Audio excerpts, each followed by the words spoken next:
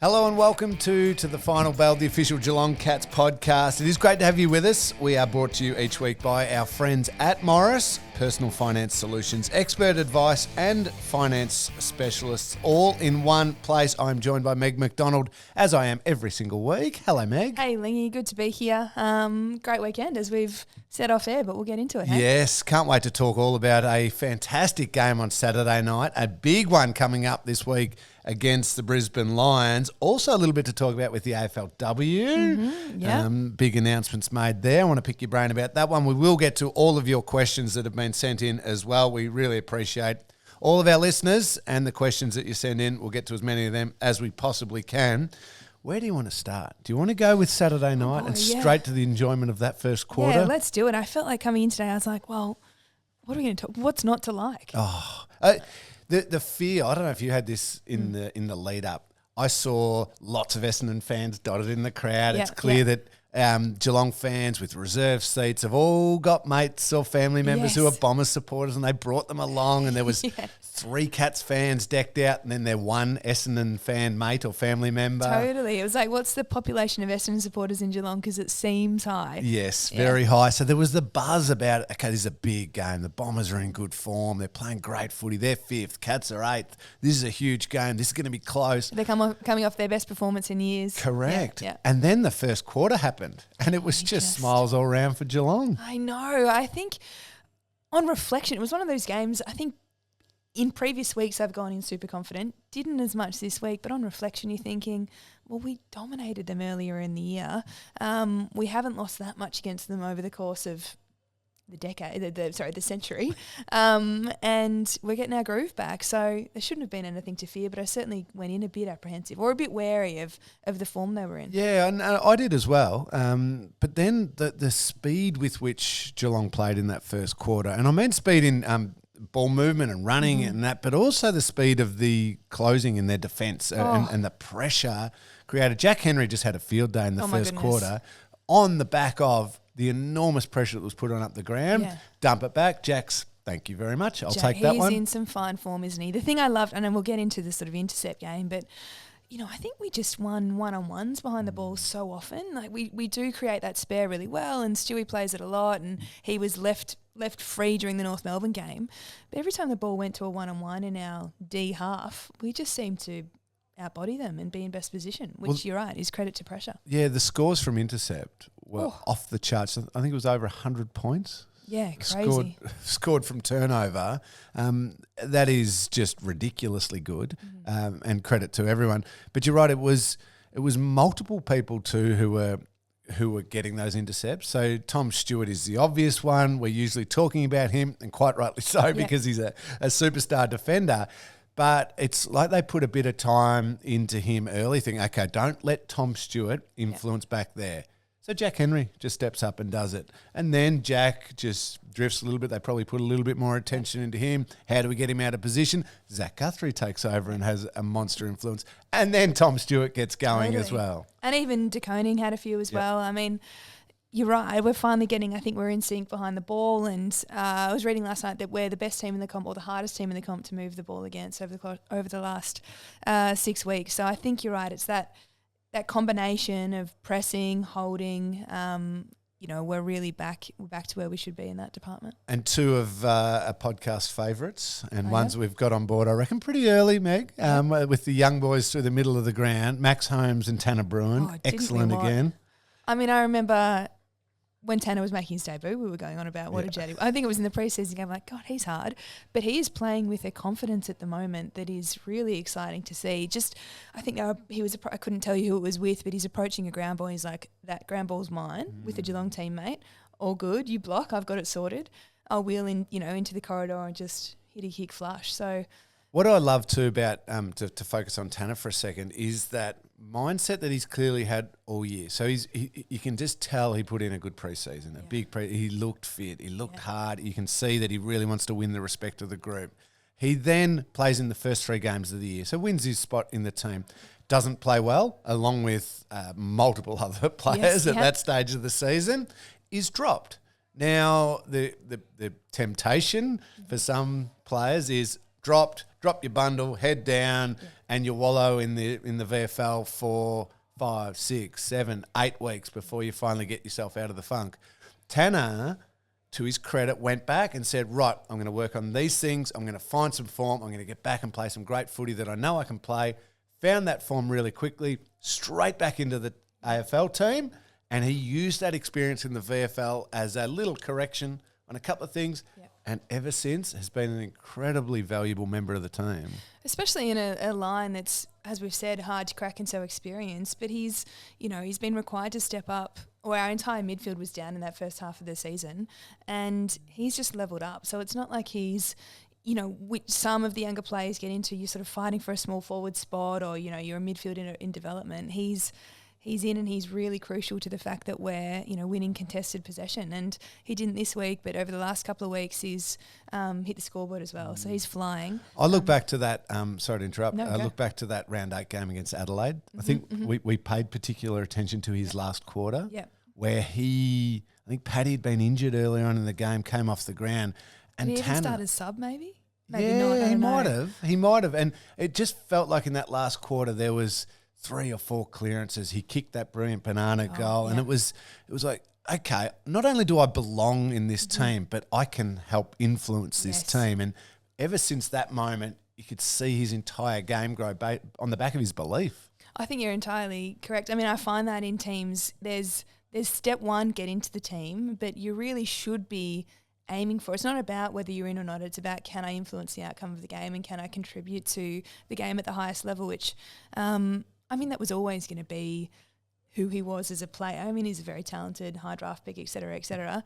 But to do it with such authority at the critical part of the season is really exciting for us. But we haven't even spoken about Max, who had his career best game. Well, I thought, and in the first quarter, Jack Henry was superb behind the ball. I thought Max Holmes was running his again, speed in offense and defense, his transition and all that. I was sitting down on the boundary for Channel 7 covering the game, so being close to Max, I was blown away by the way that he moves across the ground. Because I know where he'd commentate from, and he loves that little, we're on the sort of half-forward flank, someone's got to mark, and he's like, I'm coming for the hands here. Yes. Like, he loves that section, and we love him delivering an inside 50. Speaking of intercept marks earlier, intercept mark goal from, I'm trying to think, that was this week, wasn't it? It wasn't the North game. Probably. Pretty sure. Out of the back. But yeah, the press so that we're intercepting not only in forward 50, but in, not only in back 50, but in forward 50 and converting it. Really, really impressive. And hopefully it's just from strength to strength for Max, because I'm sure he's got the disappointment of last year motivating him as well. And I think with him too, he has belief in his ability. He clearly has belief in his running ability, belief in the way that he's grown his inside game as well as his outside game. He knows he can play the game. You can just clearly see that. That willingness to run and get that handball shows that. Then it's, as still a young player, inexperienced player, does he drift too far to, I'm just going to go and kick chase? Yeah. Versus high impact possessions. Give me the game he played on Saturday night any day of the week versus another high 20s possession game where he could just use his running ability to get a whole bunch of touches. 100%. That Saturday night was impact and just influence on a game of footy, which was fantastic. Tom Atkins too, though. I love Tommy Atkins. I know we've been talking about him a bit, so we don't need to give him a rapid 12 tackles? Tweak, but I thought it was 10, but we'll go with 12. No, I'm going to, he can get some GST on it. Just a little boost up. And then one at Macca's a butcher's dozen. We'll say it was 13. You're good. He's clearly in some serious form. And, I was the watch after last week, sort of I was on like Tom Atkins, like walk watch. And I was like, it's on. He's like, I'm in the zone. He's feeling it. Absolutely. He's feeling it. As you would ahead of game 100. Game number 100. Yeah. Game number 100 for Tom Atkins this week. Now that he's a premiership player, now that he is in the form that he's in, you just kind of, that rolls off the tongue. Of course, 100 games. Look at him. Look what he does out there every single week for us. But then you got to pause occasionally and just go back to his story. The persistence and resilience that he showed to keep believing in his game, to play VFL football, to prepare himself like an AFL player playing VFL, to produce the quality that he did, to force the club to finally give him an opportunity, and then to say, not even that's enough, I'm then going to be a really important member of this team, where he was a small forward for a bit, he was a half back for a bit, and the move into the midfield last year is almost legendary now in the way that it helped turn the season around for the Cats. Absolutely, and to do it in succession with his mate Ryan, I think that's a lovely little duo. Should we chair Axe off at the Gabba? I don't reckon you would.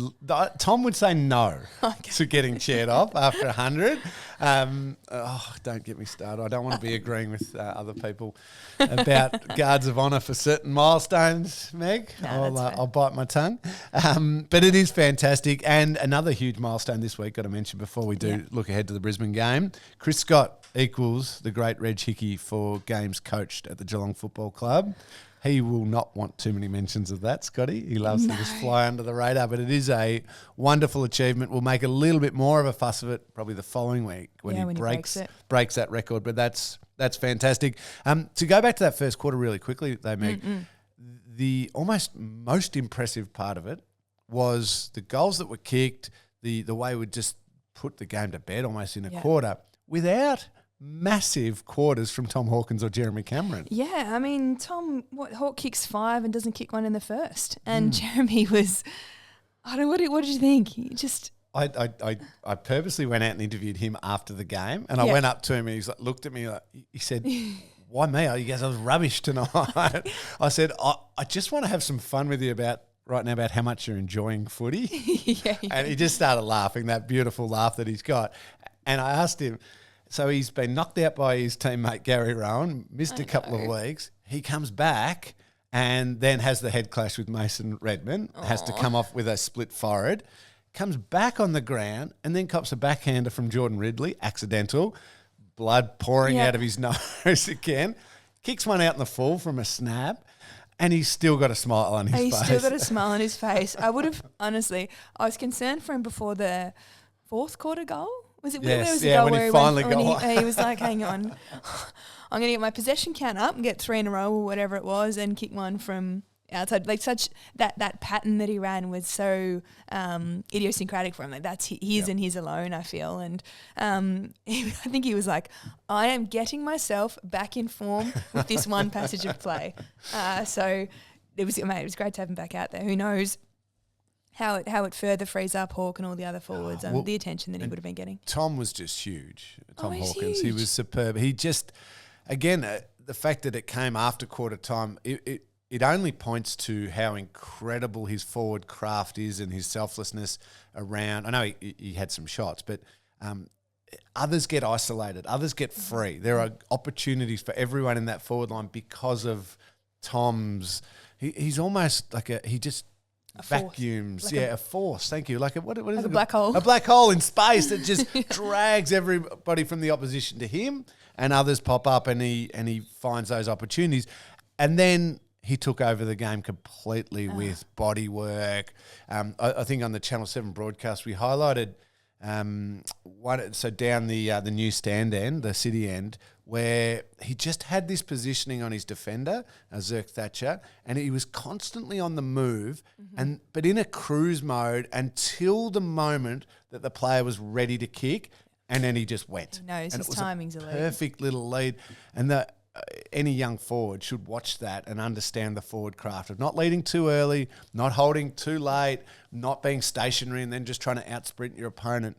It was superb to watch. Yeah, because you're not getting an arm. If you're caught behind him by any meterage, you're not getting access to the footy, are you? And then you're thinking, you say that, and then he's so good at edging you under the ball as well. Yeah. So, his access to the footy with inside 30 is incredible. And I think he missed his first left to right bender. Yes. Down that one of those shots in the first quarter, and he had a few by the end of it. Gee, he just works it so... Tell me. From some tough angles too, by the way. Oh, the angles. He looks like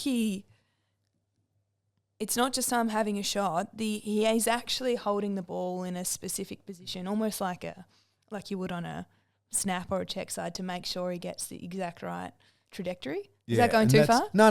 He understands his kick as a key forward better than anyone in the game. Yeah. So when he first came to the club, he wasn't a reliable kick for goal. He was to go all over the place. Yeah. And he's proof of what happens when you dedicate yourself to your craft and you just perfect your kick. Yeah. Not anyone else's. He understands his kick and he perfects it in all the different angles, different ranges, different positions, all of that.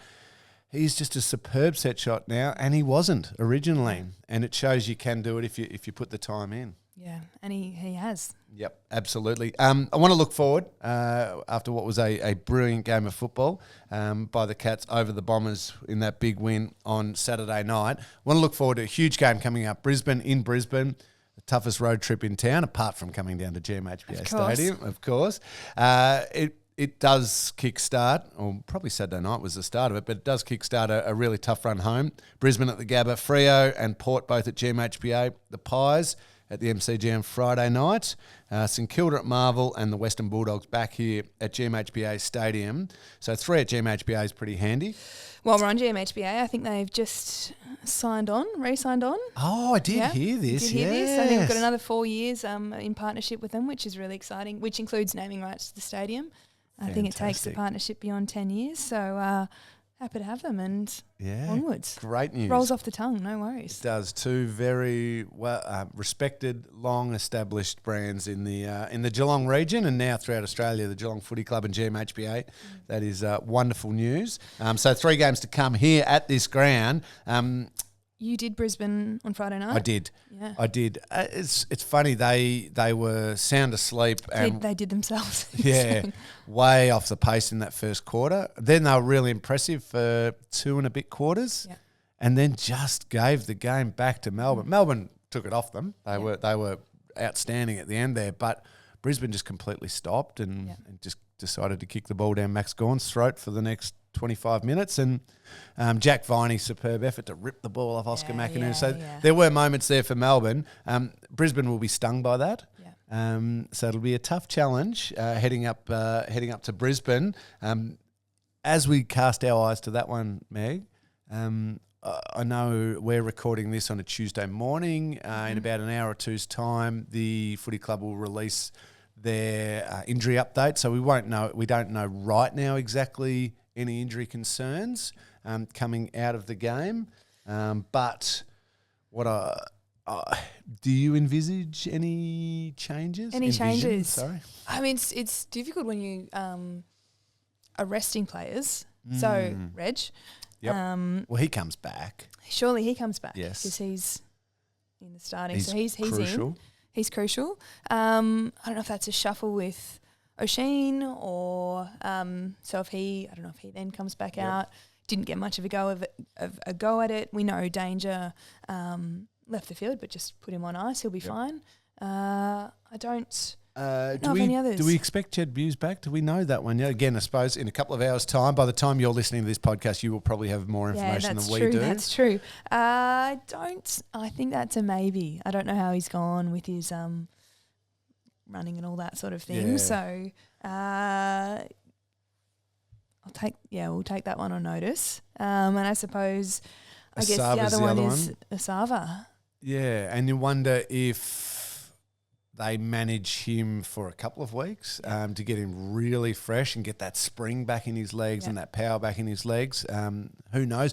Brisbane are tall up forward, or can be. Sorry, they watching them on Friday night. Then Joe Danaher really got around the ground more. He didn't play deep. I know they've got Eric Hipwood as well, but Danaher had 27 touches in the game. Played a bit through the ruck as well, and he was really influential. So they're not as reliant on their tall staying really deep.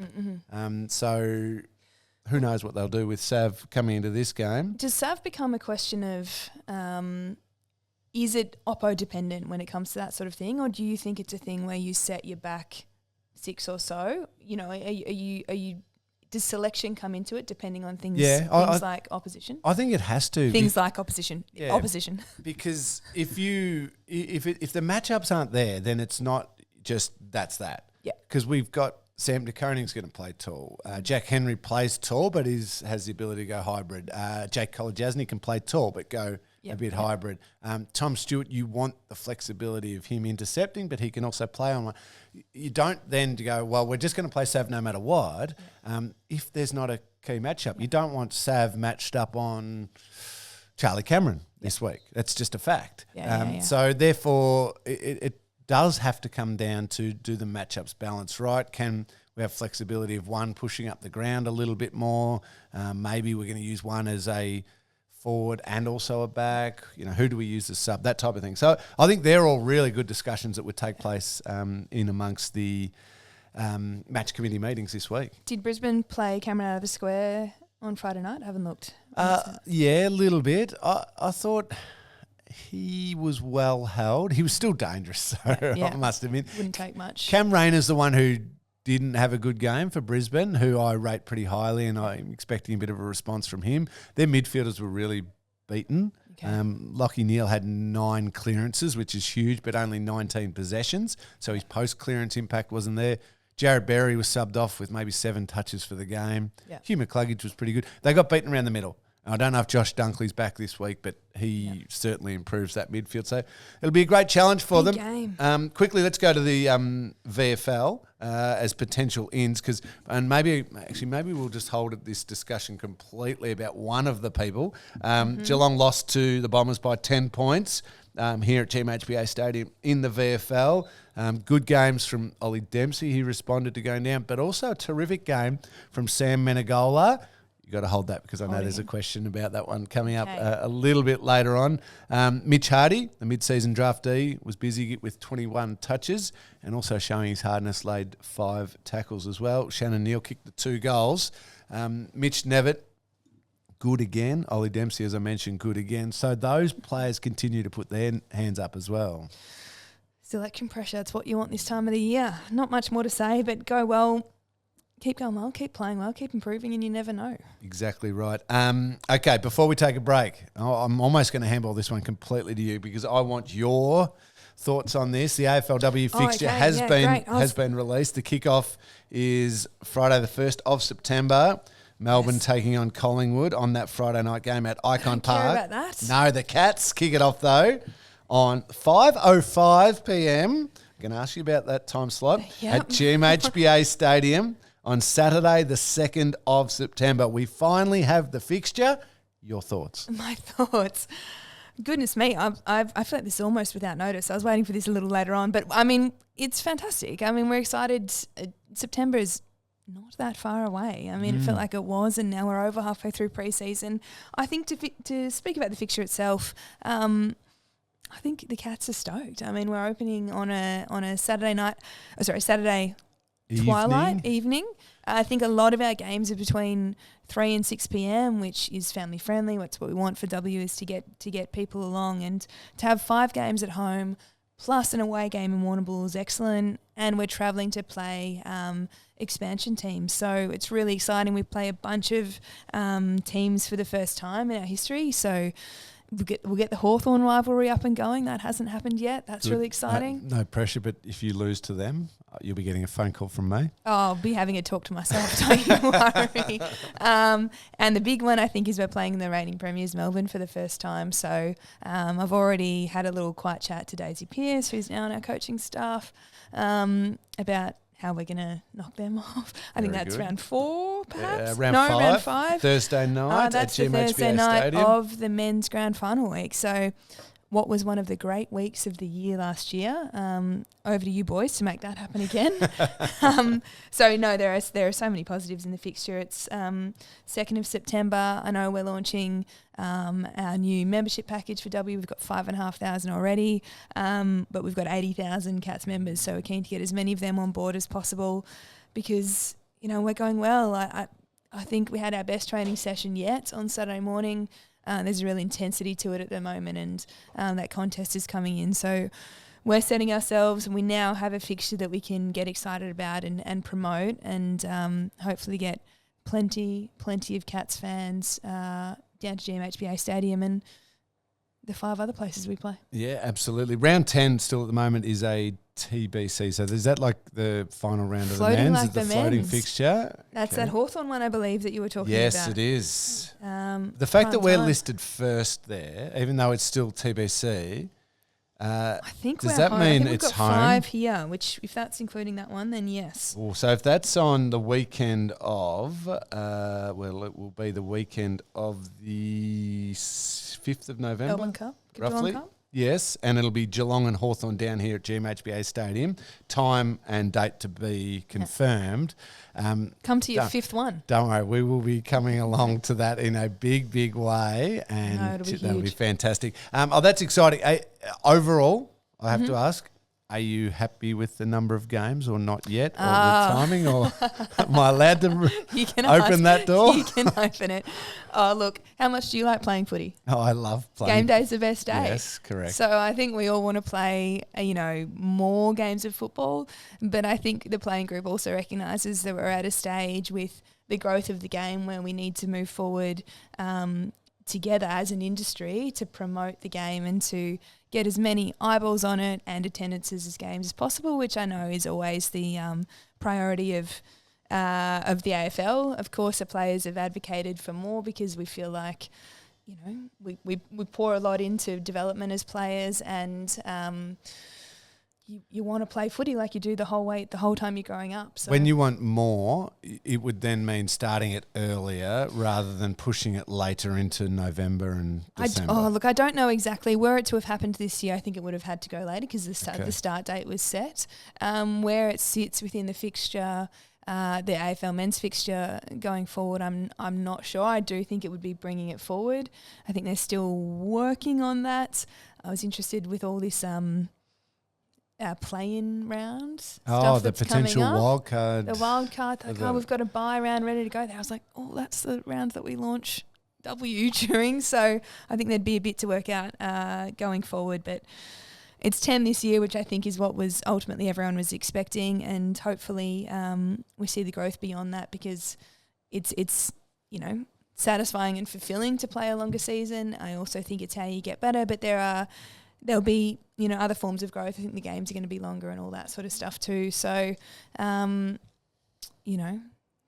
scarcity means the audiences will be keen. They'll be rolling in, and if they roll in, then we won't be able to help but play more games in the future. Certainly very keen, given what was shown last year by the team and the improvement and the excitement of the footy and the score and all that. I know that there will be a real sense of anticipation ahead of this season. So that is exciting news. You've got so much going on though. You're doing pre-season, you're following the AFL, you're even heading off to cheer on the Matildas. You're doing the lot. You've got a busy life, Meg. I do. I went to the Matildas. I'm going again. Life's busy enough without a whole AFLW season to play, but it's also busy enough without more life admin. So that's why Morris is now bringing their personal approach to personal finance. The team is here to help you finance your next lifestyle asset with their free person-to-person service designed to find a finance deal that works best for you. Call Morris today on 1300 4MORRIS or head to morrisfinance.com.au. Beautifully done, Meg. Thank you. I've been getting some feedback from my teammates on my segues. Good or bad? The suggestion was that they were declining in quality. But I think that was a strong return to form. I think it was. I think it definitely was. You always know you can get some good, honest stuff from your teammates, isn't it? They don't miss you. Let's take a break. You've got 100 different things going on here. Good. Let's take a break. Let's come back with some questions after this. Welcome back. It is great to have you with us on To the Final Bell. Big thanks to Morris for allowing us to bring this to you every single week to talk Cats, and we want to talk your questions now. We've been through Saturday night's brilliant win. We've looked ahead towards this Saturday's game against Brisbane, the excitement of the AFLW fixture coming out, and the fact that the season kicks off in that week before the men's finals begin. So it's an exciting time for footy. I told you to hold fire when I was talking about VFL and the person who was best on ground in the VFL. He's had a bit of a horror run with injuries and just being able to get some continuity. Now back playing some outstanding football at VFL level. Taylor has the question. Could a fully fit Sam Menegola be the Cats' secret September weapon, and where does he play? This is tough, because we don't know injuries, we don't know suspensions, anything like that. do you see a spot for Sam Menegola in September, and perhaps to be the September secret weapon, as Taylor asks? Well, he's done it before, hasn't he? I remember that 2020. He had off the back of an incredible season. Our mate Jake, who's not here today, shout out Jake, was speaking about how he should have been an All-Australian that year. Yes, in short, of course, I think a fully fit and firing Sam Menegola covers the ground and kicks the ball extremely well, and you can always use those talents in your team. I haven't watched all of his VFL matches. Is he playing a bit of half-back, a bit of wing? I imagine he's wing in the AFL side. Yeah, I would have thought wing springs to mind in the AFL team as the spot for him, but also versatility. Because what it appears that the coaches love with their wingers is that ability. So Jack Bowes can play wing and play it very well, like he did on Saturday night, but can also play half-back. Yeah. Can also sneak a little bit forward, not as a permanent forward, but as a floating half-forward type role.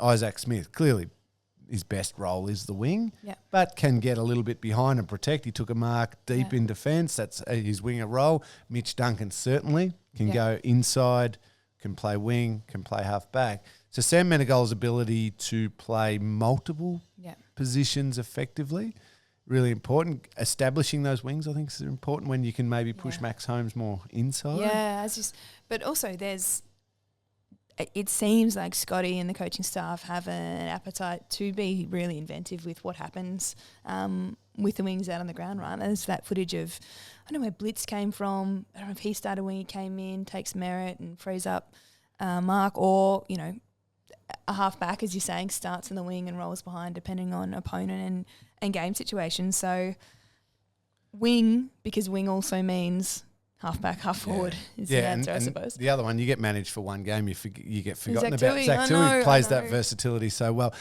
We're back to having 28 players in the team. Yeah, awesome. and given, hopefully, I'm going to go really optimistic here, Cam Guthrie is as good as gold and can hit finals and play a big role come finals time. The answer to that question is Sam Menegola is going to find it difficult to get into the team, but that's the cool thing about this team right now is you want it to be difficult to break into, because that means players are in form that are in there. It means that players who are outside are playing great footy, Mitch Nevitt, Ollie Dempsey, these types of players. So that selection headache is always there, and it's a good, healthy thing. So Sam may find it difficult to get in, but I think if he does get in... He's a weapon. Yeah, he could certainly play a big role. To come in, All right, Sheridan's next. Sheridan says, if the Cats beat the Lions, are they premiership favourites? I love this question. Sheridan, I've been saying on the pod in recent weeks that I get a bit frustrated when I consume all the footy media and we aren't talking about the Cats.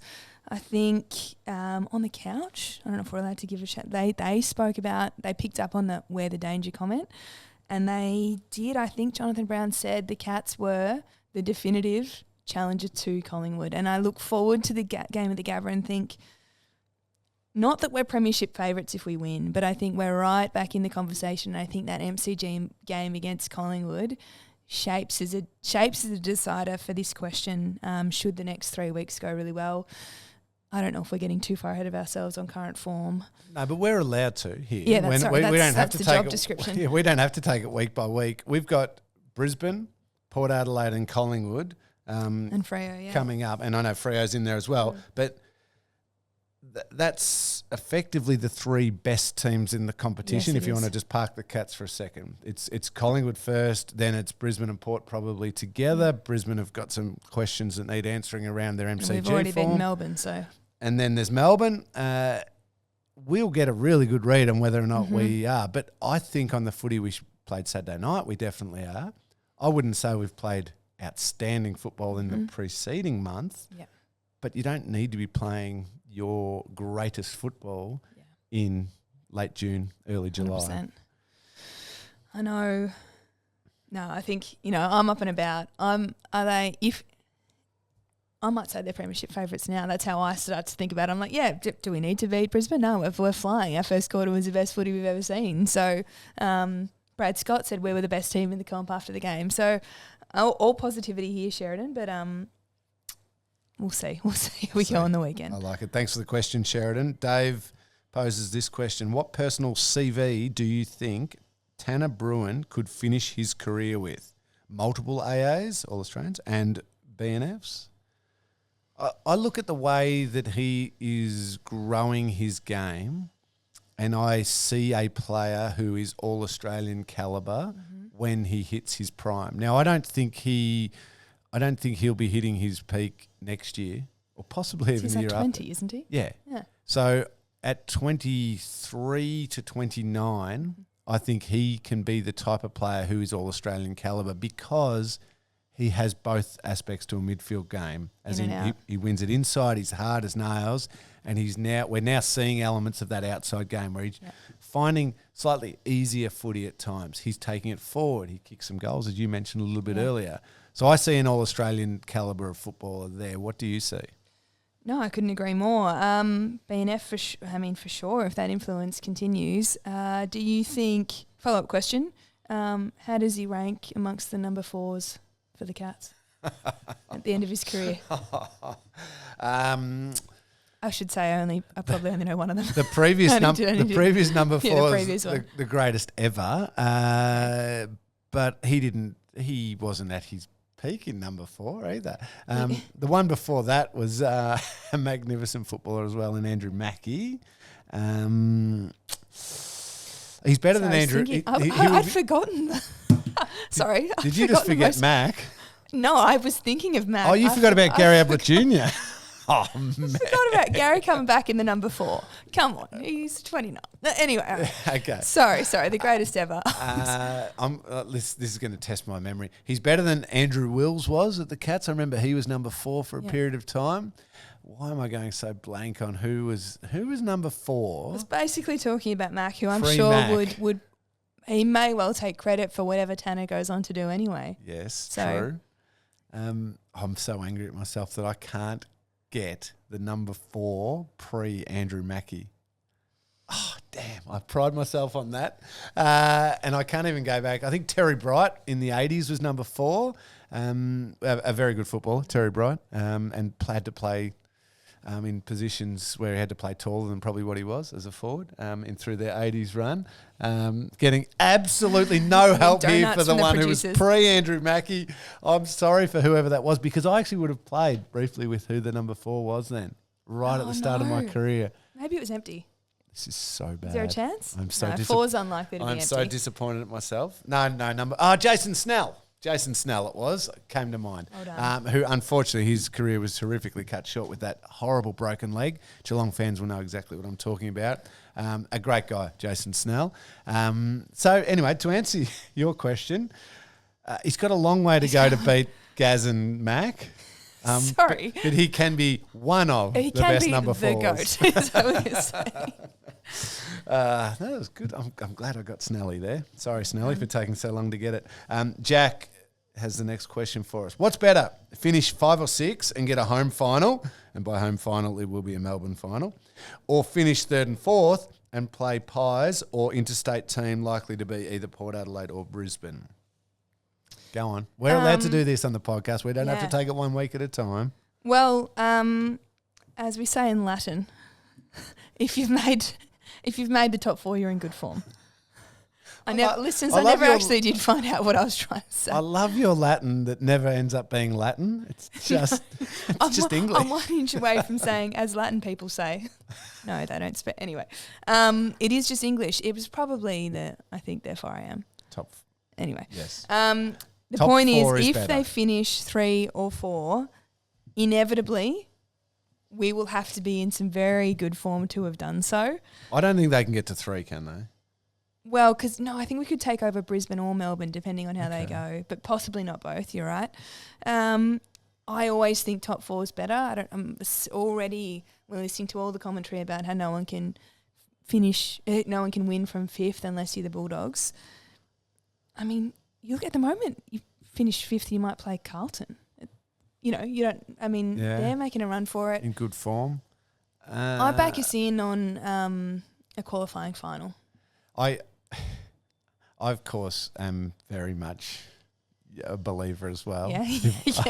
If we could squeeze into 4th and we got the repeat, but in reverse order, but still at the same ground, as last year's qualifying final. That's right.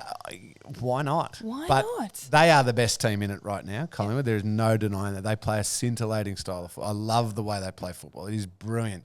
But I also think the Geelong version at their best versus Collingwood at their best are the two best teams in it. 100%. And you'd almost say we've already mentioned the game down the track at the MCG against Collingwood in 4 weeks' time or whenever it is. We probably would have had to win that to finish top 4. Yes. Possibly. Therefore, let's go. Let's go. I like it. I need to clarify a couple of things, Meg, because I can just feel... Oh, no, you've got the 4. You've got the feel the yelling of our listeners. Okay, Slightly older generation listeners perhaps listening to us right now. I think I've been relegated from the pod for forgetting. Screaming at me and the disrespect that I have shown. So I am going to clarify because your question was, will Tanner Bruin be the best number 4? Now, Andrew Mackie and Gary Ablett Jr. quickly sprung to mind. Yeah. We also need to throw in Alistair Lord, Brownlow medalist. All right, yep. Casual, no worries. And we need to chuck in, I did see him there, Bobby Davis as well, the Geelong Flyer. A couple of legends. So, yes, for everyone who was yelling at me not that long ago, Tanner does have some work to do before he can even get into the top, what's that? He'd have a lot to do to even get into the top 5. Oh, Terry Bright's well ahead. So between Ablett, Lord, Bobby Davis and Mackie, there's your 4 in whatever order you would prefer to put it in. So, yes, he has a heap of work to do. If he can add to the legend of the number. Yeah, wouldn't it be good if he could just slip into that company? That would be very, very nice. Big thank you, Troy, for saving my skin then and me not getting actually you not getting a million emails from listeners. My all-time question without notice, that one. Sorry about that. It's all right. It's all right. Alistair Lord and Bobby Davis. Just apologies to all their fan favourites out there who love those two guys as players. Now that we've cleared that one up, it's all good. We better wrap things up. Just quickly before we do, as I say, each week we are brought to you by Morris. And for years, Morris has been supporting businesses and the community to generate success together. Now they are bringing their personal approach to personal finance. Cars, boats, caravans. Saw a lot of caravans on the road trip we did. So tempting to do the caravan lifestyle. Yep. Very nice. Motorbikes, jet skis, whatever you want, they are all about getting you out there living life. Let their team of finance specialists take on the life admin of arranging your finance so you can get on with life. Call Morris today on 1300 4Morris or head to morrisfinance.com.au. Meg, we got to finish up. We will know more shortly, and our listeners will know more as far as injuries after this and potential changes for Saturday. But it is a massive game against the Lions at the Gabba. 4:35. Thank you. Beautiful conditions in amongst the cold winter of Geelong. It is nice to get that little couple of days up in Brisbane. Little injection of Vit D. Yes, and the boys will no doubt relish running around feeling nice and warm and good. It'll give us a great indication of just how good this group is going, given the football they played Saturday night, but some patchiness in the preceding weeks. Deliver a great performance against the Lions, and I think we're on a beautiful track. Love it. Looking forward to it. Sounds good. All right, enjoy your pre-season continuing. We'll do big sesh tonight. Now have the fixture locked in. 2 quarters of match sim tonight, so... Oh, good. What time? What time? Warm-up starts 5:15. Visitors allowed to come in? Come on in. Well, I don't think we'll get to the match sim until 6:30, 6:45, but... It's getting a little chilly for me. It's getting a little chilly. Good luck for it. Right. Enjoy it. Hope it goes well. We will be back next week. Big thanks to Meg. Big thanks to Troy for saving me before. Thanks to all of you who are listening. We love it. Send your questions in. Keep them coming next week. We'll be back hopefully talking about a Cats win against the Lions.